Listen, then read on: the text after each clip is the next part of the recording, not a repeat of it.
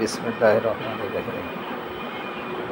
তো আমার একটা অনুরোধ থাকবে আর কি, আপেল ভাইয়ের কাছে, তারপর সৈকতের কাছে, রৌনকের কাছে, তারপরে পাইলটের কাছে, তমালের কাছে আর কি, যে যারা রাজশাহীতে যারা ক্রিকেট বিভিন্ন একাডেমিতে প্র্যাকটিস করে আর কি, তারা যাতে খুব দ্রুত ঢাকায় খেলার সুযোগ যাতে পায় আর কি, ঢাকার বিভিন্ন লিগে যাতে সুযোগ পায় আর কি, তারা যাতে এই ব্যবস্থাটা নেয় আর কি। অনেক রাজশাহীর ক্রিকেটাররা আছে যারা শুধু প্র্যাকটিসই করে যাচ্ছে আর কি, হ্যাঁ, তো ঢাকায় খেলার তারা সুযোগ পাচ্ছে না আর কি।